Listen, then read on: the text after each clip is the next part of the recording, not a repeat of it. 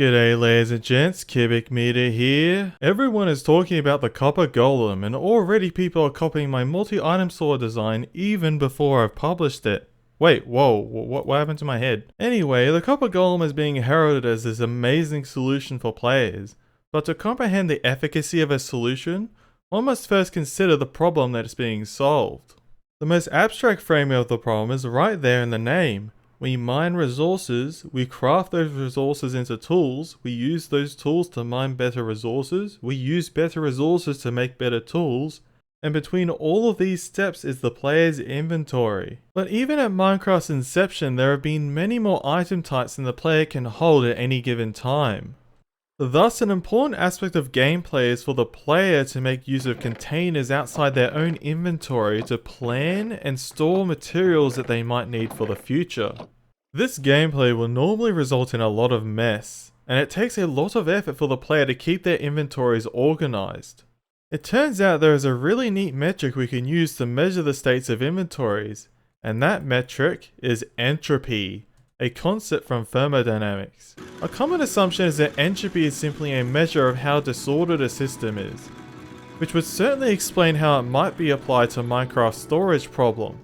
To understand entropy, we should start with the laws of thermodynamics, which goes something along the lines of something is hot if you spontaneously catch fire by just being near it. Item duplication is a bug and must be reported to your nearest Mojang employee. Good times with Scar joining Hermitcraft would have an appreciable impact on the world's file size. And some boring thing about zero entropy and healing crystals. Making fun of serious scientific topics aside, we're yet to define what entropy is, how to actually measure it, or why we should even care. But it turns out there is a very simple explanation for entropy and how it relates to one of the most common interactions in Minecraft. I want to build a house, and I need these specific materials in order to do it. But fortunately, I have these materials in these chests ready to go. Now let's ask the question, what is the difference between this chest and this chest? They both have exactly the same amount of exactly the same items, but one of the chests just feels like it's more something. More disordered? More disorganized? No, more entropy. What happens when I open a chest is that my squishy eyes and my squishy human brain are trying to recognize patterns in the UI. And if I open a chest that is more organized, my brain can quickly recognize the items that I need. But if I open the disorganized chest, my brain has to do more work to figure out if this image contains the things that I need.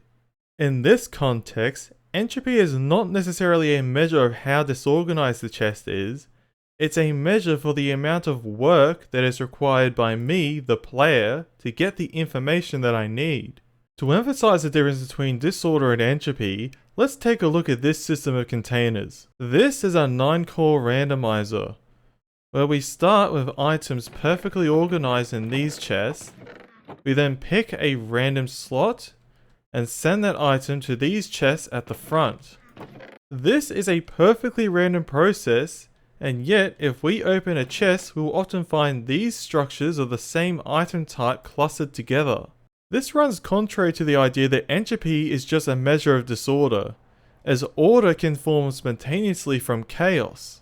In fact, breaking up these item clusters to increase the disorder of the container would actually demand more work than just using the 9-core randomizer. A great example for this is the average redstoner's toolbox. Every slot has a different item type, every item has its place. When using this container, everything feels perfectly ordered. But if I did not know what this box is, or what it is used for, my interaction with this container would incur the maximum possible effort from my brain to find the item that I need. This is quite interesting, because you might have noticed we're starting to build a basis for defining containers that have more entropy or less entropy. Let's see if we can take this further and establish an objective measure, a number that we can assign to a container to actually measure its entropy. Consider an item X. It does not matter what this item is. All that matters is that we need to find this item by interacting with containers. If I open a container and it's empty, I can immediately infer that the item is not in the container. This incurs the minimum possible cost for the interaction. The same thing happens if I open a container and it has only a single item type. I pretty much know instantly if the container has the item that I want. Note how it doesn't matter if X is in the container or not, we only care about the effort involved in cross-referencing the container with X. Thus, as we start adding more item types, the cost of the interaction increases. Structured patterns of the same item type tend to reduce this cost. And the larger the pattern, the lower the cost. Mixing item types increases the cost, as this tends to break up the consistent patterns our brains can use to reduce cognitive load. Therefore, we can define the maximum effort being a container where every single item slot is a different item type. So, how can we measure this effort and translate it into an objective measure of entropy? Well, consider two item types. If I swap the items, we produce a state that is visually distinct, but rearranging the items this way doesn't change the effort involved in recognizing them. If these two items are the same, then swapping them does not change the state of the container, but also does not change the effort involved in recognizing them. In the most extreme case, with a different item type in every slot, we can arrange the items in a staggering amount of unique states, but to the effort of our interaction, these states all incur the same amount of work to distinguish the items. How about we count the number of ways we can arrange the items to look different but not change the effort of our interaction? Well, the average container in Minecraft has 3 rows and 9 columns. That is 27 slots in total. If we add an item to the container, there are 27 slots to choose from. If we add another item to the container, for each position of the first item, there are 26 other locations to choose from, meaning the total number of choices between two items is 27 times 26. If we add a third item, for each position of the first and the second item, there are 25 other locations to choose from, meaning the total number of choices is 27 times 26 times 25. This pattern will continue until we have filled the container. This product of the sequence from 1 to 27 is the factorial of 27, which ends up being a very big number. This is the number of ways we can arrange 27 different item types in our container. The factorial of the number of item types gets us to a solid number we can calculate for any container. So a container with 26 item types has 26 factorial distinct states and so on until the container is just a single item type, at which point 1 factorial is just 1, a single distinct container state regardless of how you arrange the item in the container. But hang on, if there are empty slots, then wouldn't they count towards our choices of where to put an item? Well yes, this is true if you're thinking strictly in the state of the container, but I'm thinking in terms of the state of the container in our minds. If a container is partially full, your brain can quickly identify slots that are air and simply ignore them and bunch all the items together. Thus, empty slots are not counted towards our choices. Another case is when the same item appears in different slots. Swapping any item with a different item is counted in our arrangements, as this is a visually distinct state. However, if you swap the same item with itself, the resulting state is not visually distinct. If the same item is found adjacent to itself, we apply even stricter conditions. Swapping any item with an item adjacent to itself is visually distinct but also impacts the effort of interaction. Thus, patterns with the same item type adjacent to itself are treated as their own substructure and can only be chosen for locations which fit the substructure. These conditions ensure that our eventual measurement for entropy will take into consideration arrangements that better organize the items. Like for example, given our conditions, this column-wise arrangement has the same number of distinct arrangements as simply 9 different item types. The really big numbers from our factorials can be reduced to much more manageable numbers by taking their natural logarithm. In fact, this is how you define entropy for strictly informational systems, which was best described by Claude Shannon at the formation of information theory. It's important to note that this type of entropy measurement doesn't really have units, as it's simply the logarithm of an abstract quantity. Apparently, if you use the natural logarithm to define this type of entropy, we can refer to the units as nats. This number gives us an effective measure for how badly items are sorted with respect to the effort involved in opening containers and searching their contents. With all this theory established, we gain access to a measuring stick that we can apply to do some really cool science. Like for example, what would it look like to measure the storage entropy of a Minecraft world? For this, I had Velasar make a program that can scan a Minecraft world for containers and give us data about their contents. I then made my own programs to extract this data and apply our constraints for defining the entropy of each container. I even went as far as designing a shader which can overlay a thermal heat map of our entropy data, of course with a lot of help from the Shader Labs Discord. This is still very much in the prototyping stage and is currently extremely complicated to set up with very specific programs and tools that most of you would not have access to. I'll be sure to let you guys know if there are any further developments with this tech, but for now please be patient. Let's take our entropy heat vision for a spin on the main storage of the Wavetech server. This is an enormous advanced item sorter and storage system capable of storing up to 500 million items. If we go into one of our storage halls and activate the overlay, you'll immediately start to notice that the vast majority of our containers have a very low entropy. In fact, this deep blue coloration indicates that these containers effectively have 0 entropy, and the reason for that is that all the items are perfectly organized. In each one of these slices, you can only find a single item type in every container. But every now and then you'll come across these hotspots. For example, this one here is the overflow, which also functions as a multi-item sorter. So in this chest, we can find a various mix of items, like all the pottery shards for example, meaning that this container has a relatively high entropy. We also make use of the multi-item sorting functionality of our overflow to sort all the various copper item variants, meaning that these particular item types contribute a very small amount of entropy. If we head up to the second floor of our storage, we can start to find some very hot areas. For example, this is the unstackable item sorter. And here is essentially all the unstackable items that we couldn't be bothered to sort, and as a result, this container has a relatively high entropy. And the same goes for this container over here that contains all the various music disc types.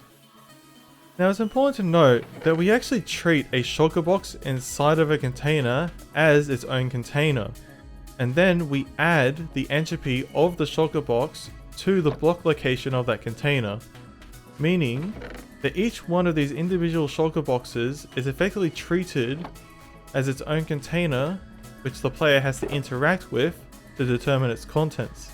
Because of this, shulker boxes with mixed item types can contribute to extremely large entropy concentrations in individual containers like this chest. If we continue to look around the second floor of our storage, you'll come across this tiny little entropy concentration over here. Now this is particularly interesting because this is the interface to our super bulk. This is possibly the most efficient storage system with regards to the effort of interaction, as each one of these individual items in each of these slots represents almost 50,000 of that particular item type. Meaning the entropy concentration from this one double chest effectively encapsulates the entire effort of interaction with this entire bulk storage system. And of course the containers from our bulk all contribute 0 entropy because they're all perfectly organized. Continuing our tour of the main storage, we'll also find this area over here. Now this is a simple buffer that we use for storing various items for certain projects. Like for example in this chest we can find some shulker boxes of mixed item types. and these are materials that have been prepared for a future project. There are also a couple of hotspots over on this wall here, and that's because these are the personal item caches for various players around the server. And it's not surprising that you might find various containers with different item types in these locations. Just beyond these item caches is the parallel entity item sorter for our main storage. This is the engine that drives the item sorting for our main storage. And if you have a look, we'll find that there is an area of extremely high entropy in this particular mechanism here. And this is actually the fixed item set that we use for sorting particular item types at double the sorting speed of other item types. So sometimes high entropy containers can have a practical use. A very good example of this is this redstone box maker. Here you can find that every slot is occupied with a redstone box, where every slot in the redstone box is a different item type. This is effectively the maximum possible entropy you can have in a single container. If you have a look at the actual box maker itself, we can see a really cool effect. We effectively get a gradient of entropy values, which is created by the fact that our redstone boxes are gradually filled with each item type before they reach the end and make their way into the finished redstone box buffer. Some hotspots don't appear to be connected to any function of the storage until I realized this was put here deliberately. I guess Eagler has been inactive for a while and somebody decided to bury all their stuff in a grave. By analysing the main storage this way, I hope I can provide some point of reference to what a functional storage system can do. It's not about every single container in your world being perfectly organised. In fact, we've demonstrated that some circumstances necessitate dumping items in some random locations so you can just forget about them. High entropy containers aren't necessarily the problem. They only become problematic if those containers are the bottleneck between you and what you want to build. What I want to accomplish with this video is demonstrate the problem of inventory management faced by players. And our fancy new measuring stick is the exact tool that we need for the job. If only there were a series of worlds spanning Minecraft's history built from multiple players adopting a consistent playstyle throughout that time. So yeah, I might have downloaded every season of Hermitcraft and run a whole bunch of analysis.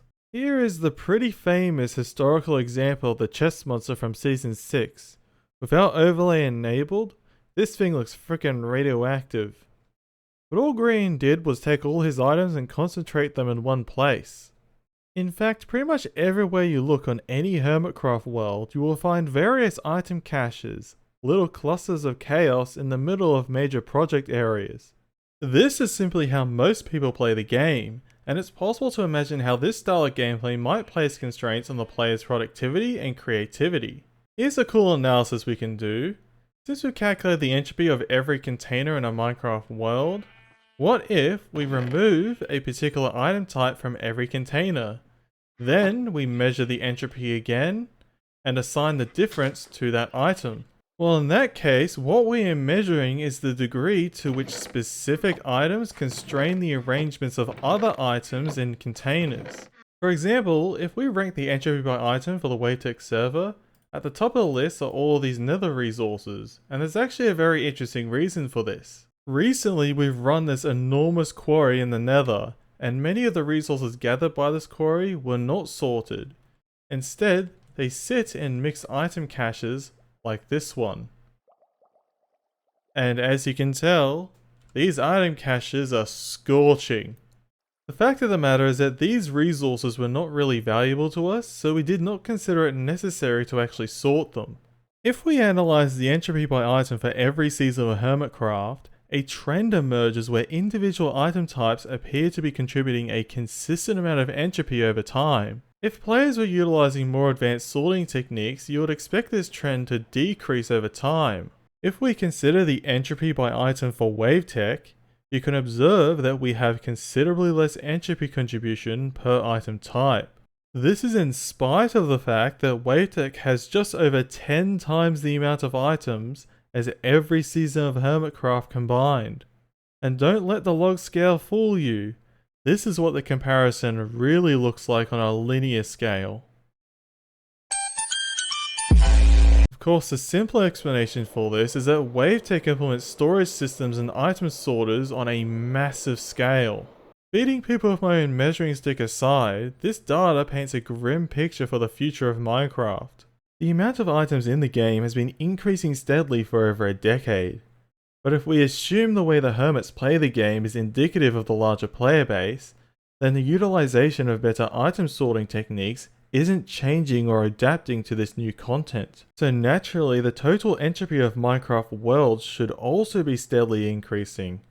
But apparently it was high in the past, then decreased, then increased again. Here's an important lesson in data analysis. If we investigate the entropy heatmaps of earlier seasons, you will notice a pattern. Seasons 1 to 3 appear to have many small entropy concentrations in all of the explored terrain. There is a good explanation for this. Ever since 1.9, loot tables were implemented for loot chests, meaning they would not generate their contents until they were opened. In versions prior to 1.9, simply generating terrain would add containers with items to your world.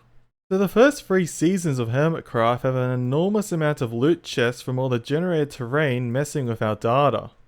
If we filter out these edge cases, then the true trend emerges. Minecraft's container entropy is increasing with each new update.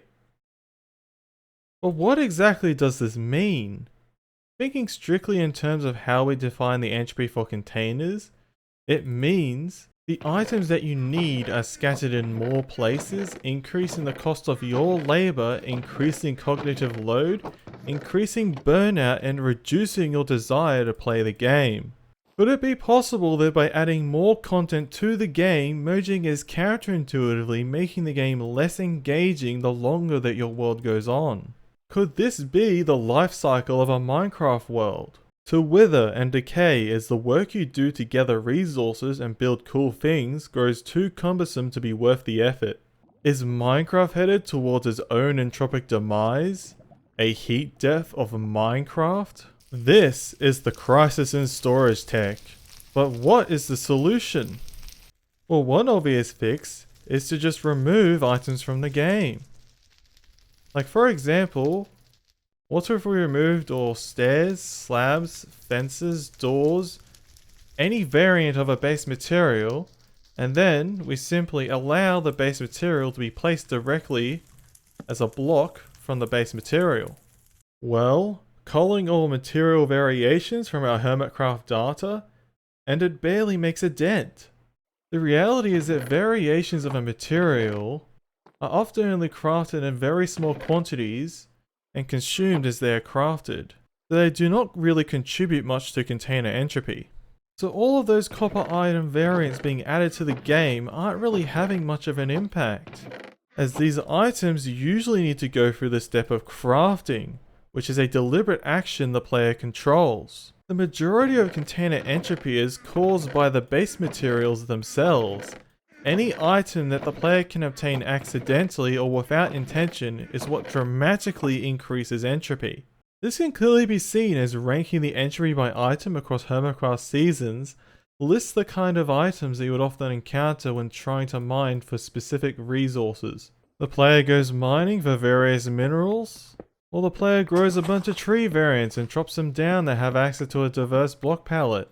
And what they're left with is a bunch of materials that they just need to get rid of. We would need to fundamentally change the way the player inventory functions to maintain the current diversity of blocks while limiting their impacts as items.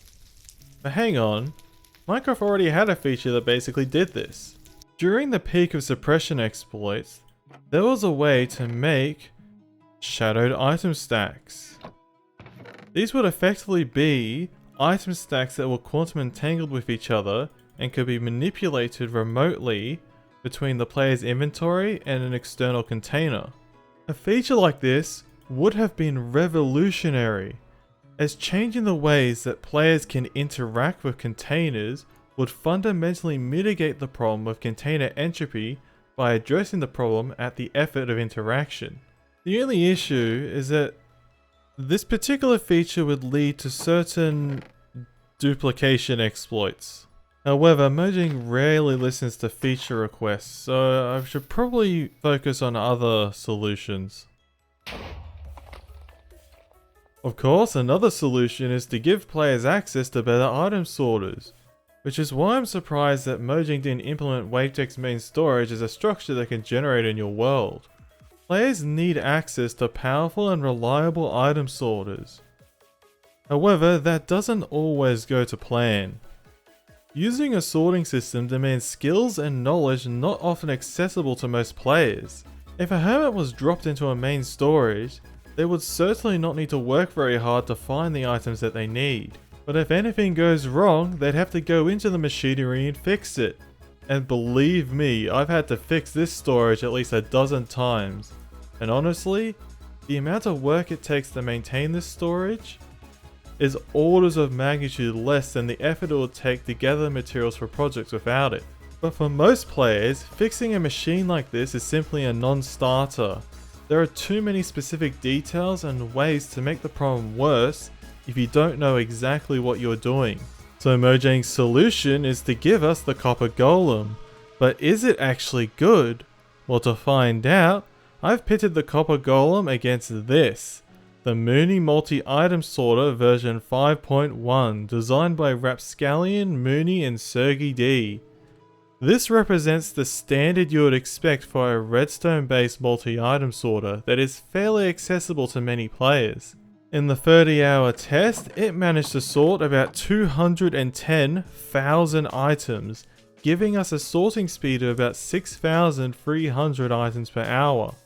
For reference, a hopper transfers items at 9,000 per hour, so the Mooney multi-item sorter can sort items at roughly 2/3 hopper speed. Representing the copper golem, we have this behemoth, a multi-item sorter with fixed item sets, as well as dustless item filters for extra style points. It managed to sort 47,500 items in the allotted time, giving us a sorting speed of about 1,400 items per hour.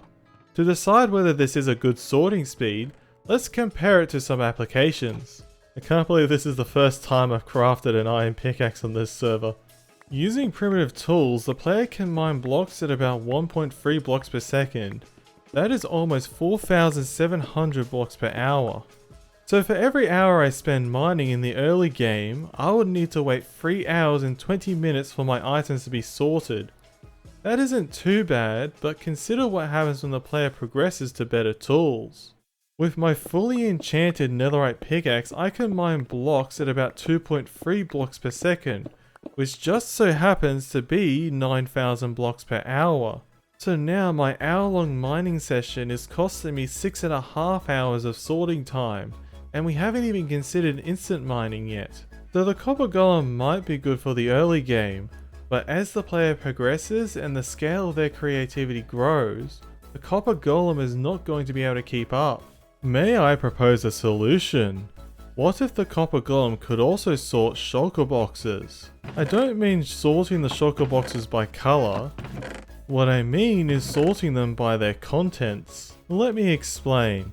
If I'm the copper golem and I pick up a shulker box, when I look inside of a chest, I check whether the item inside the shulker box is also in the chest. If that is the case, I put the shulker box in the chest. If I pick up a shulker box and every item inside the shulker box is also in the chest, then we put the shulker box in the chest. But if we pick up a shulker box and it contains an item that is not found anywhere in that chest, then that box is rejected from that chest and the copper golem tries elsewhere. But what if I still want to be able to sort shulker boxes by their colour? Well, if the chest contains shulker box items, then the golem will not only match the items inside the box to the items inside the chest, but also match the colour of the box to the colour of a box already inside the chest. And if we are so bold, perhaps even matching the pattern inside the box is already inside the chest. This is basically the same sorting logic the golem implements, but treating the whole shulker box like it would treat each individual item inside of it. It would make for the perfect compromise, as the golem could provide a simple and balanced method of sorting items for the early game, but also increase its capabilities as the player progresses to obtaining shulker boxes. Being able to sort boxes by the items that are buried inside of them is also an area of storage tech that is extremely prohibitive with redstone, so this would also mean the copper golem would add behavior completely unique to redstone instead of simply competing with existing storage technology. So how do item sorters relate to our definition of entropy? Well, as we've established, using item sorters will reduce the entropy of your world. But how is that possible? Doesn't that violate the second law of thermodynamics? Well, actually, no. And the reason is quite interesting. You see, item sorters are mechanisms that perform work, like an engine. In fact, Wavetech's main storage item sorter very much resembles an engine in that over-revving it for a prolonged period causes it to fail. But how do we measure the work done by an item sorter, and what would the units be called? Engine power is usually measured in kilowatts or horsepower, but these units have their definitions rooted in real dynamics. Our entropy definition for containers in Minecraft, however, measure an abstract quantity from a block game. What I'm trying to get at is we need to define a unit for our container entropy. We've already established that nats are what we call units of information entropy defined using the natural logarithm. But nat sounds weird and doesn't quite roll off the tongue. We're measuring container information, and information on a computer is stored in bits. So what about container bits? Qubits! To characterize the work done by our item sorters, I measured the entropy before and after the 30-hour test, and in fact the container entropy did decrease. The Mooney multi-item sorter managed to eat over 10,000 qubits of entropy, while the copper golems ate just over 6,000 qubits. This is quite interesting because the copper golems had a 5 times slower item throughput, but only a 1.8 times slower throughput of container entropy. This might indicate that the items sorted by the copper golem were slightly more organized than in the redstone based system. You can see why this might be the case when you look inside the containers. This is quite common for these types of multi-item sorters. Even though they are sorting the items, they still end up in a fairly chaotic state. This also might indicate a limitation in our entropy definition, as technically the entropy of the container states for a storage system like this would decrease with each interaction, as the player builds up a mental image of what items to expect in each slice of the storage.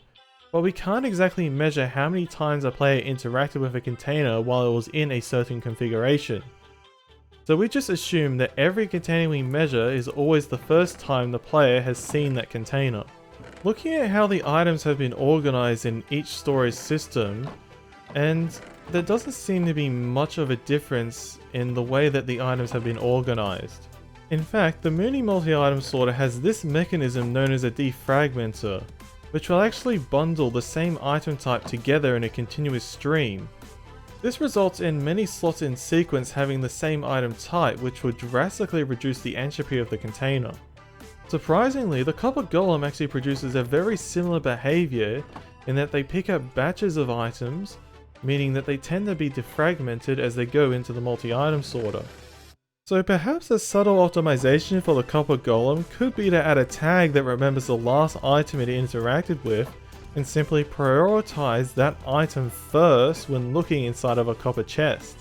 This could potentially tweak the copper golem to give it a slight edge when organizing your items. Okay, but if item sorters lower the entropy of your Minecraft world, then where is that entropy going? After all, the second law states that entropy must always increase. Well, item sorters perform work, and that work is translated into processing power by your computer, which gets exhausted as heat from your computer fans. Item sorters literally take the entropy from your Minecraft world and dump it into the real world. Isn't that crazy?